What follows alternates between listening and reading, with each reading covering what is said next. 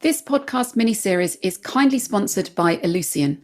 Ellucian combines higher education expertise, focused innovation, and deep partnership to help universities navigate digital transformation.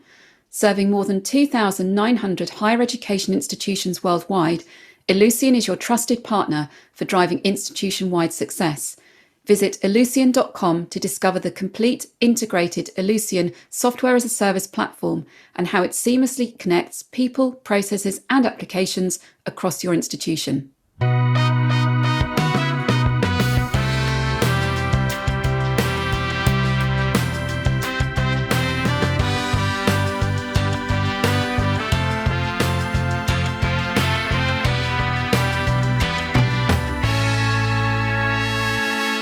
I'm Susanna Marsden, and welcome to Job Shadowing HE Managing Change mini-series sponsored by Ellucian. Each episode hears from guests about change initiatives happening in their organisation, their role within that, and some personal reflections on working in a change environment. My guest in this episode is Ben Rogers, Director of Registry Services at Cardiff Metropolitan University, and is also the Chair of the UK's Academic Registrars Council. Ben has worked in HE for just under 20 years, and in his role at Cardiff Met is currently the co-sponsor of a strategic review of student lifecycle processes from enrolment to graduation, which is then fed into the implementation of a new student record system. In this episode, he discusses the background to this initiative and his approach to leading change, including topics such as governance, connecting with people, and personal resilience.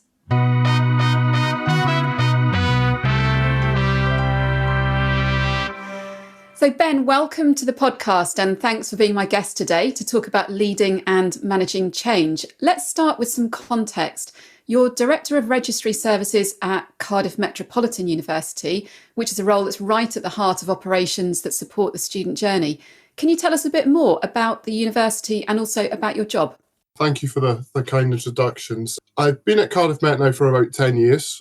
Cardiff Met has about 10,000 to 15,000 students on our Cardiff campuses, and then we also have around 10,000 students around the world and lots of transnational education partners.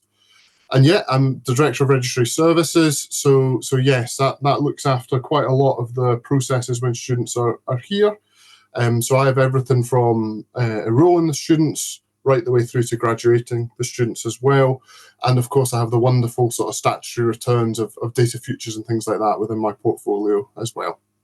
So as is the case in much of the sector, I know there's significant change going on at Cardiff Met, and you're currently the joint sponsor of a strategic and operational review of the student lifecycle processes, which, as you said a moment ago, it's the journey from enrolment right the way through to graduation.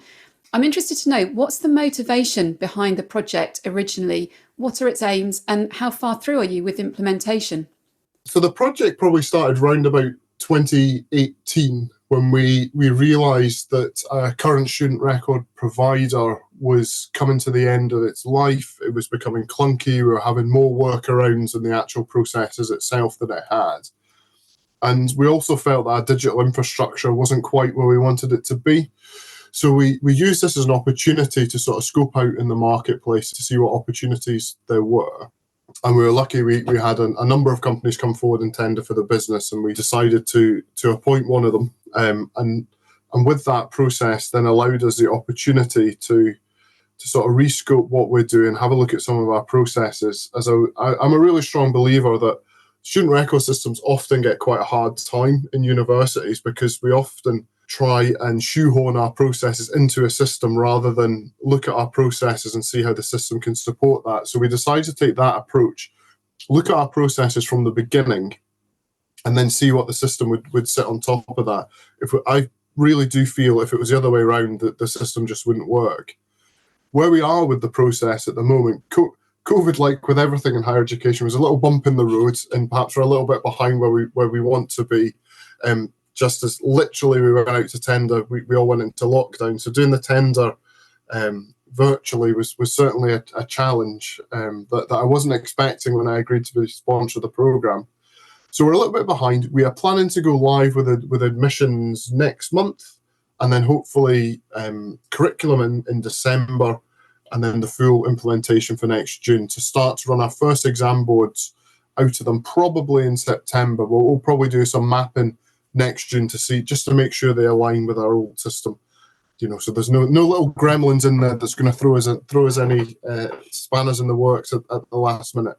So that's the plan at the moment, and it's been quite a journey to get to where we are. I've certainly learned a lot through the process. In your role, you're overseeing the Change Initiative, which I understand is a multi-million-pound investment. How do you go about scoping the cost of a project like that when you've got, no doubt, lots of moving parts? And I guess there's bound to be some unknowns when you set up at the start.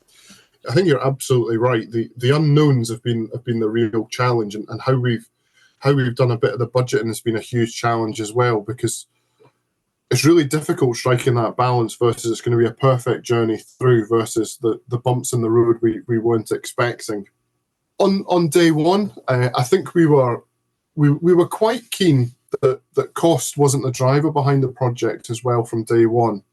As what we didn't want to do is, as you say, have a multi-million-pound project, but then end up the one we could afford rather than the one that we felt would enhance the university. So cost didn't play too much into it at the start. But of course, as things go along, things change. The current funding model of higher education has made some challenges as we've gone along in terms of how we're budgeting for the projects, how we are looking at the project. So what we'd be keen to focus on is not the money per se, but the benefits that will outweigh. So when the system is live, what this will mean for people's jobs, how their jobs will change, how it will enhance what we're doing, the journey for the students. So what we've done is, in terms of our governance, we've set up a project board, and the Deputy Director of Finance works in partnership with myself and the project manager. So we are as transparent as we can be when we see these bumps coming in the road, or if we're lucky enough to underspend on something, that we can repurpose that. So we've tried to keep people who can help us close rather than keep them away.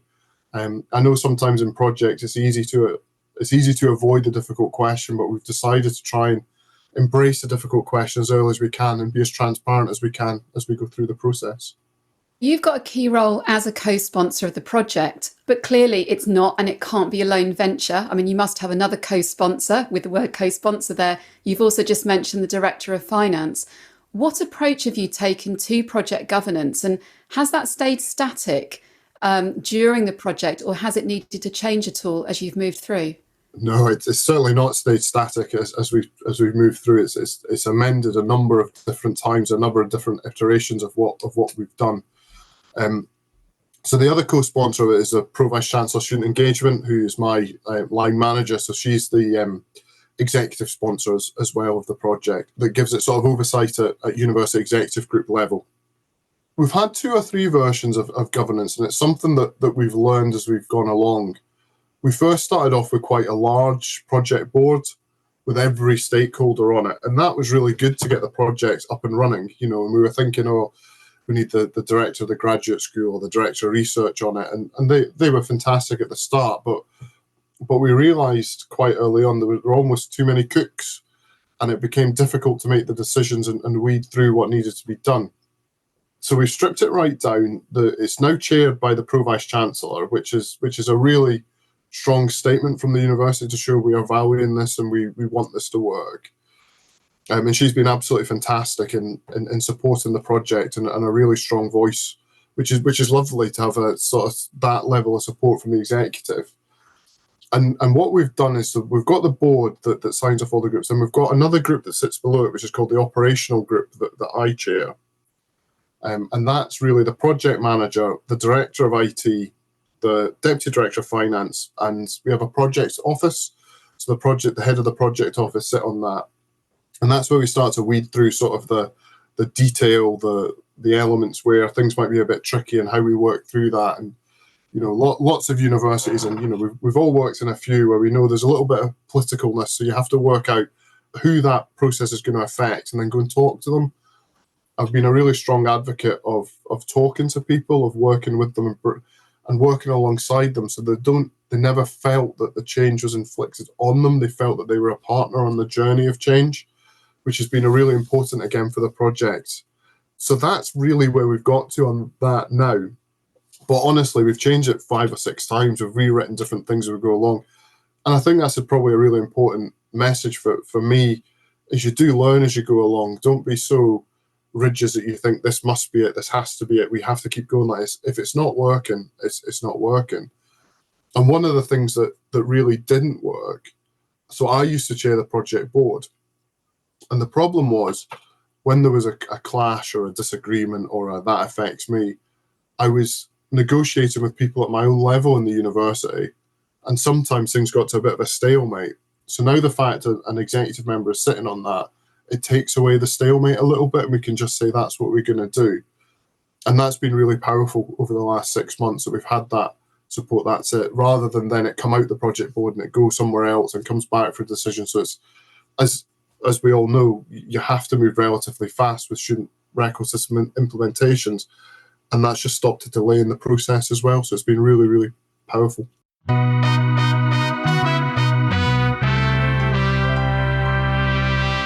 The scope and scale of the processes that support the student life cycle are vast, and there's probably more people in the university involved in using and managing them than not. So if you're making change, there's going to be an impact on many people. And if you're on the receiving end of that change, it might be exciting. But human nature means there can also be some resistance. You've talked a little bit already about communication, engaging with people, but how did you go about getting that initial buy-in to the project when it's ultimately turning quite a lot of people's day-to-day working lives on its head? It certainly was a challenge. I mean, one of the things that with the student record system is I don't think people realise, and certainly I didn't realise at the start, just how big a project it was and how much it actually linked into other things. I think when we did the initial scope, we had 70 different integrations with the student record system. I mean, I was completely taken aback with that when they told me that this is where it all links, this is what we do with the data. And when you think of the scale of that, you think of all the interaction, you think about who uses it, you think about all the people that does it. We really had to come up with a good plan to keep communication strong. So again, perhaps where COVID helped us a little bit is that communication channels in universities in 2020 pretty much changed overnight in the uptake of Teams or Zoom or data files and SharePoint. More people came comfortable with using them and operating them. So we created a sort of SharePoint Insight page where we dump information down so people can go and look for it if they want to find it, which we thought was important so people could see some of the decisions. But again, we were very conscious that people learn in different ways.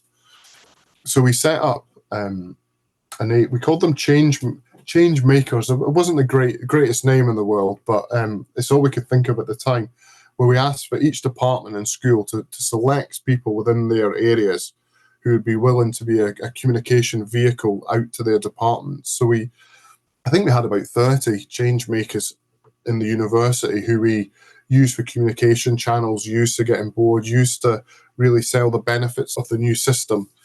And that, again, was a really useful tool. We employed a change and engagement manager at the start of the project to really start that journey with us and map out our communication channels, map out what we want to do, because we were aware that different audiences would want to hear different things. So if you're an administrator in the school, you might want to know the detail of how an exam board is going to run. Whereas if you're a business analyst in the strategy department, you might want to know how your data is going to be structured, so you can write your reports or business objects or ClickView or Power BI or whatever you might be using. So again, we started to tailor messages and work through that. At the start, how we got people involved, that was one of the reasons why the board was so large at the start, is I wanted the voices around the table. I wanted the challenge around the table.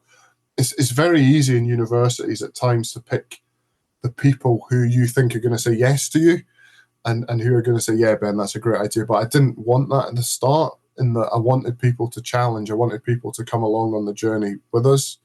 So that's really why the board was so big.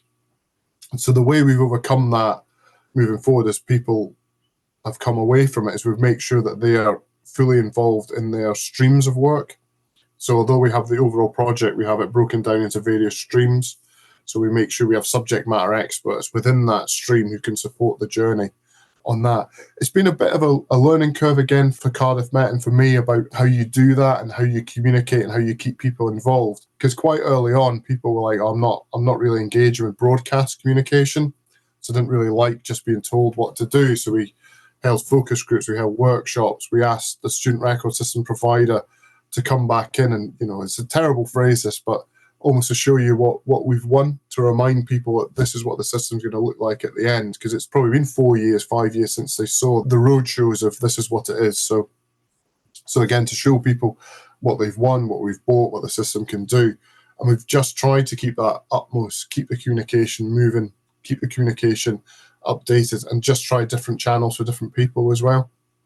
Technology is obviously a significant part of the project, or using technology in a different way.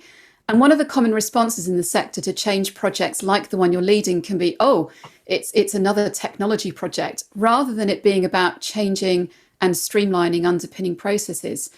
How do you go about focusing colleagues about the project being technology enabled rather than technology led? Yeah, I agree with you. You've got, in the university, you've even got different camps who understand the phrase you've just said versus camps who have no idea what you've just said. It's how you get the challenge to people. It's really difficult if, somebody's done a process for 20 years and it's been their process, that you can actually do it another way. You can actually look at this a different way. You don't need to do it that way. And that's been difficult. It's been difficult for the subject matter expert sometimes to hear, the pushback of why you're doing it that way, what you're doing that way. And what we're keen to do again was, before we even got the subject matter experts to look at the system in detail, we wanted them to map their processes and see if they could take out any waste in their process, see how many hands it went through, what can be digitized in that process. Because again, there were a couple areas, and one in registry where we were still handing paper documents to each other. And we go, why are we handing paper documents to each other? That just seems daft. Can we digitize that? So again, it wasn't necessarily about being technologically led. It was about just looking at the processes and seeing what support we have out there that can help us through the journey.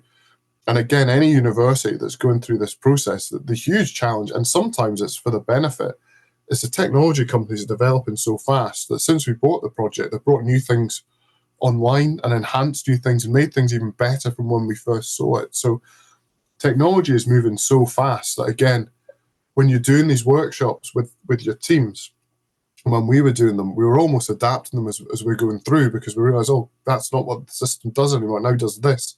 So again, there's a huge element of work that needs to work alongside it. And I know I've mentioned it a few times, but it is just working with people to make them understand what we're trying to do as a university and how we can help to support them. It's not an attack, if you will, on their process. It's if we can make it easier for you, because we're all under the pressure at the moment of work. So if we can make this process easier for you, that'll be better for you in the long run.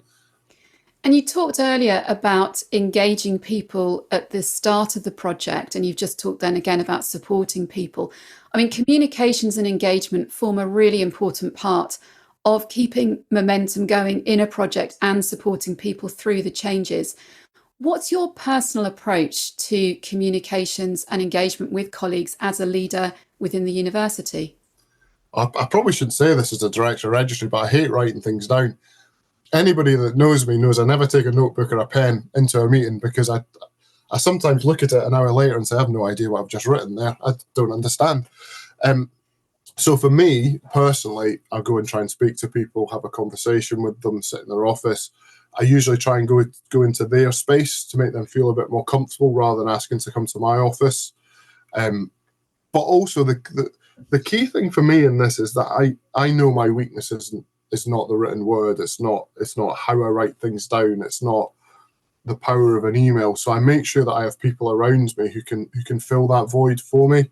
I've got two fantastic deputies where that's their wheelhouse. They're amazing at writing stuff and writing regulations and understanding the word. So what I've tried to attempt to do is surround myself with people whose skills work alongside me, rather than we all have the same skills and then we have an issue. But for me, it is, and I'm dreadful of just dropping into people or seeing them in a coffee shop and just saying, now I found you. Can I ask you this now? I'm one of those nightmares in university. I sometimes see people walk away from the coffee shop because I know I'm going to ask them something. But it's building up the rapport of people, making people understand you want to help them. It's not there that I'm trying to make your life more difficult. I want to help and make things better. engaging and enhancing people. So I surround myself with people who have far better skills than I have, and then I try and verbalise and be the face of it, if you will.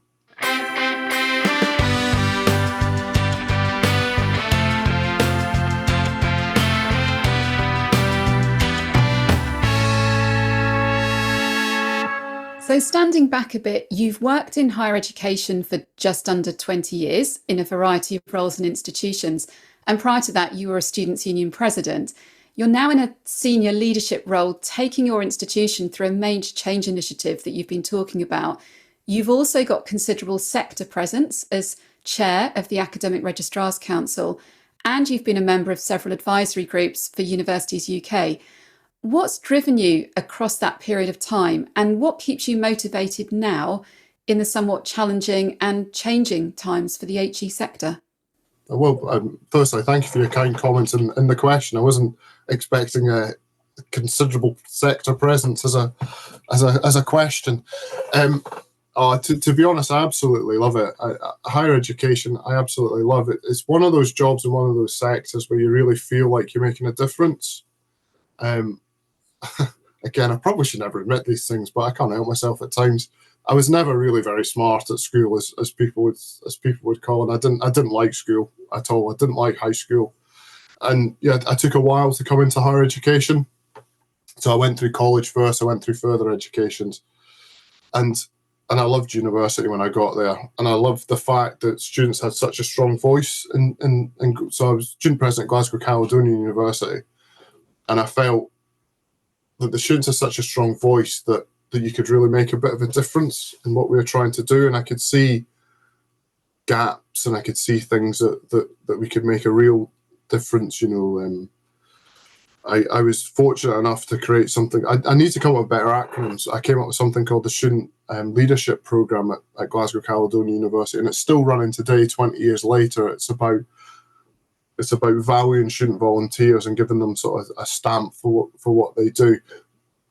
And looking back now, I'm so proud that is still running. It's something that I did, and that's why I ran for office, to make it better for future students, to make an impact. And it's amazing to see how Glasgow Cali has grown from some of the foundations that I set, and that's what drives me today. It's not for today, it's for tomorrow's people, and I get a lot of a buzz out of that. And I, to be honest with you, I get more of a pleasure and excitement from the growth of my team and colleagues than I do for myself. When somebody decides to get another job somewhere else, I'm so pleased for them, because they've got better as a human, and it allows them to go and flourish somewhere else.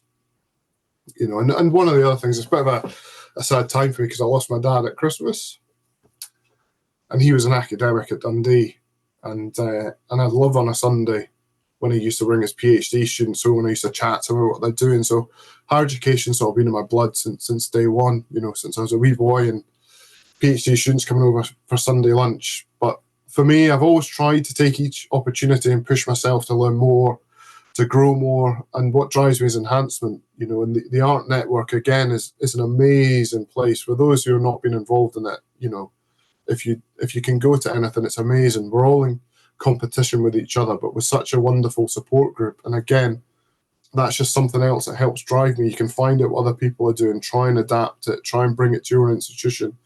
And for me, it's a real opportunity to make the lives of students better today, and the legacy you can leave for the future is really important to me. And leading change for future students is highly rewarding, but it can also be quite challenging and lonely at times in a senior leadership position. How have you developed your resilience to be able to lead through both the good and the more challenging moments of change? Yeah, it's really hard. I speak about it quite a lot.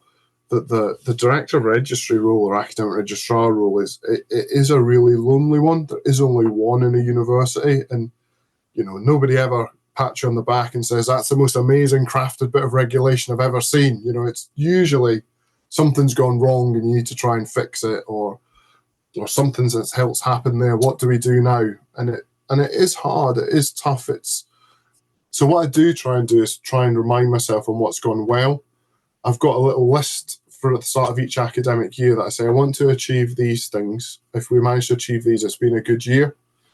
I'll be honest, I've probably ticked it twice in the 10 years I've been at Cardiff Met, but I'm quite pleased I've ticked it twice.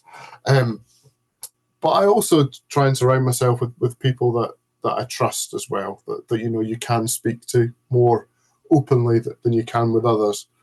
And again, the ARC network is wonderful for that. I've got some wonderful, I would call them friends now as well as colleagues from around the sector who, you meet up with a couple times a year. And I don't quite know how everybody does it, but they always remember. I remember stuff with them, they remember stuff with me, even though you only see them a couple times a year. And that helps. You can just blow off steam and they can say, oh, it's happened to me, Ben, or that hasn't happened to me, I would do this. And it's wonderful. But for me, if you haven't managed to build up that network yet, it's focus on what's gone well and don't let things build up. Talk to people. People will listen. Whoever your line manager is, they will listen, and they will try and help you. And I think it's important to be as open as you can be, so everything doesn't just necessarily sit on my shoulders. Because if it does just sit on your shoulders, you're going to be in a bit of trouble, with your own well-being and resilience. So do think how you can share things a bit more widely. Change is a constant in HE because it's necessary to respond to evolving student needs, the changing political and financial environment, and the world more broadly. In finishing up our conversation today, Ben, what advice would you give to someone thinking that they might like to have a role in leading change into the future? I think, the old adage of be prepared, really. I think things change, and I think accept that things change. It's not going to be a straight line for wherever you're going to go to. So just remember and go with the curves, go round the bends, support yourself as you go through it. And you must celebrate your wins as you go through and make people aware of the wins you've gone through and what you've done, and have a plan to celebrate the wins as you go along and remind yourself where you've come from. And I think the most important thing is don't hide from those difficult people that you have in universities. Know who they are, embrace them. It's an awful phrase, but get them in the tent from the start and work with them so that it's all collective decision making. Ben, thank you so much for your time today. It's been really good talking to you, and thank you for letting me shadow you. No, not at all. Absolute pleasure. Thank you for inviting me on.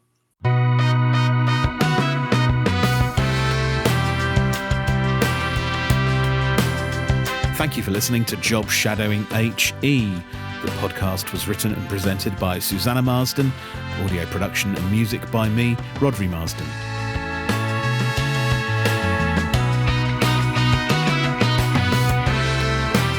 More information about this podcast and previous episodes can be found at jobshadowinghe.com.